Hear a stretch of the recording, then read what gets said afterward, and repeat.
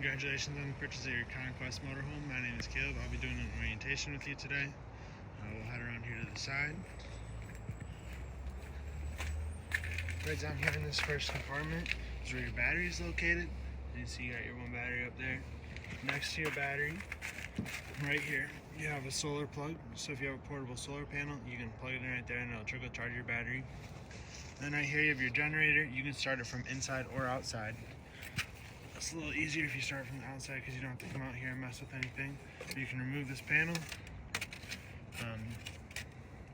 Then right here you got your stop prime button and your start button. So to prime it, just hold this down until that red light turns on, just like that. Then you'll hold down the start button until it starts. Right here is your oil fill and dipstick. Just be sure that this has enough oil to run. Put this cover back on here. Lock it in place. So right here is your fuel fill. You have inputs for cable or satellite, so if you're staying at a campground that has cable hookup, or if you have a portable satellite dish, this is where you'll hook that up at. Right here you have a black tank flush, which I'll go over in just a second. And then here's your city water connection, so if you're full hookup camping, hook a garden hose up to that, turn it on, and you'll have water pressure throughout your trailer. Right down here you have your sewer drains, and you have your gray tank handle and your black tank handle. So when you're ready to drain your tanks, hook your sewer hose up here, pull your black tank handle first, then you can pull your gray tank once your black tank is empty. Once your gray tank is empty, close your gray tank handle, leave your black tank open. That's when you use your black tank flush. You'll hook a garden hose up to it. It works as an upside down sprinkler system in your black tank and will flush everything out and rinse it out. You run it for a couple of minutes and you can turn your water off here. Come back down here, close your black tank slide valve, put your sewer cap on, and you're all set to go. Head around to the back now. You have your 30 amp power hookup. I do recommend these are 30 amp surge guard when you're hooked up at a campground to help protect your trailer from any possible power surges.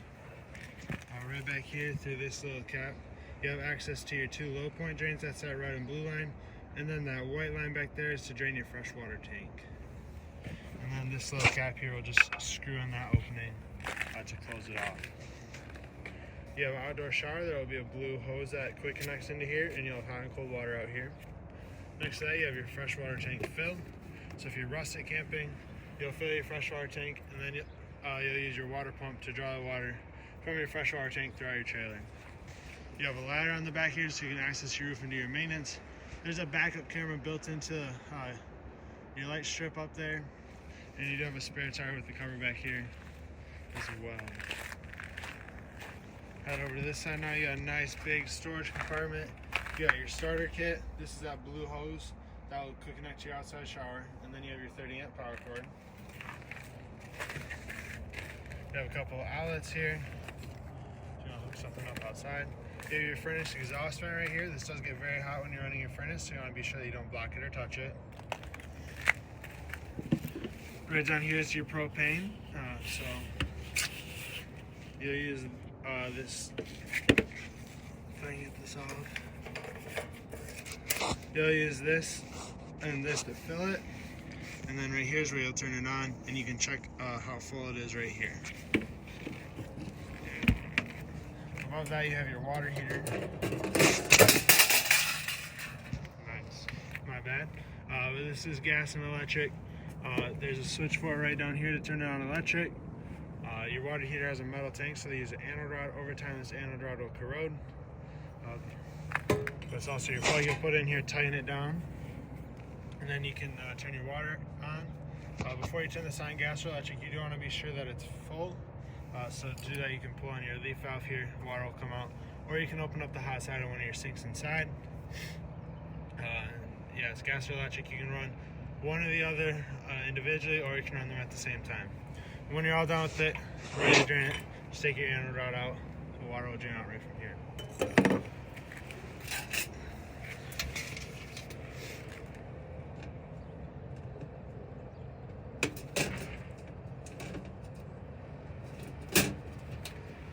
Next to that, you got your entry door. Pretty self-explanatory.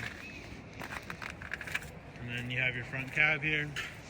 And that looks like everything for the outside of your trailer, so we'll head inside now. All right, inside your trailer, just inside your door, you have your battery disconnect down here at the bottom.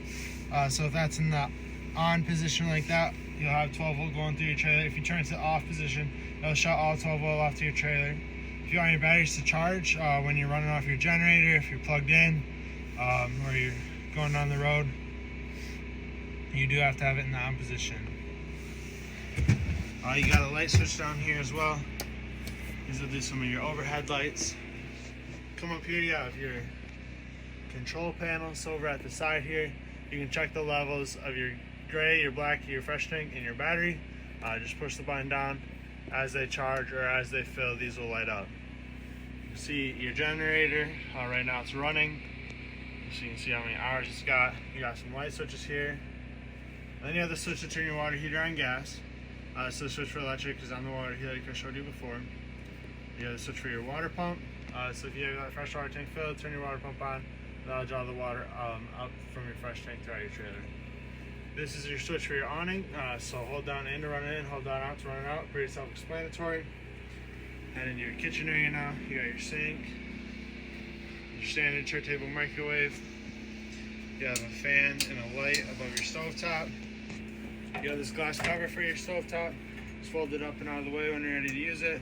Be sure that you fold that back down for travel, otherwise it could break. To light your stovetop, turn it to high. Turn your igniter to the right until it lights. And you can adjust your temperature from there. Same thing for your oven. Turn it to the pilot light. Hold this down. Turn your igniter until your pilot light is lit. Then you can adjust your temperature from there. You'll also have a light switch here. That lights up those blue lights there.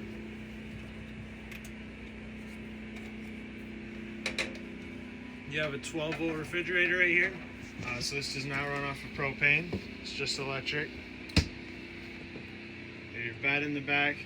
Your thermostat is back here. So to turn it on, hit the power button. That's also how you'll go through your modes. Just like, see if I can get it so you can see it a little better. There we go. So you can adjust your fan speeds. Hit the mode again. Go to AC. And furnace. It's in Celsius. So if it was ever in Celsius, just hit the 2 arrows at the same time, and then hit it one more time. That's off. Head into your bathroom now. Your toilet has a foot pedal flush on it. Halfway down brings water into it, all the way down to flush into your black tank. You have a GFCI resettable outlet in here. The light switch right inside the door. Then up here you have a vent fan. Just crank it open to open it up. And then hit the black switch here to turn it on or off. Just be sure you crank this back down if it's going to rain or if you're traveling, so it doesn't break or so no water gets in.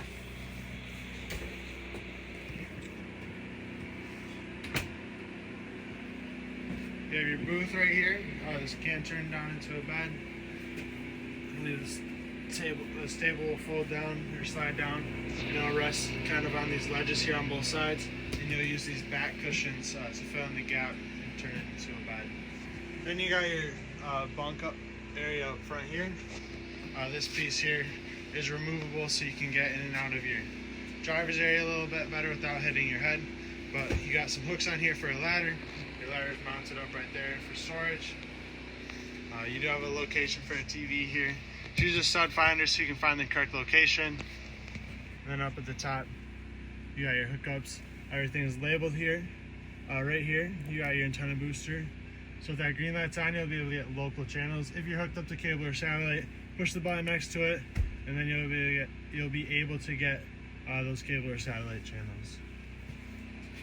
Over on this side, you got your overhead light switch and a USB charger. And we'll come down here into your driver's area. This is pretty self-explanatory. It's the same as like your regular car.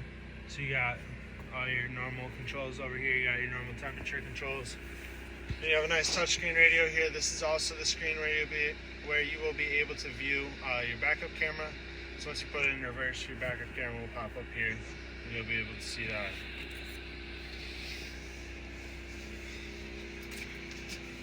So that is the inside of your motorhome. I want to thank you for purchasing it. Oh, one more thing, actually. Your breakers and your fuses, these are pretty important. So, you got all your breakers here, all your fuses, everything is labeled. If a fuse were to go out, there will be an LED that lights up next to it, so you can easily identify which one's bad. So now that's everything for the inside of your trailer. I want to thank you for purchasing at Terrytown. We appreciate your business and congratulations on your purchase.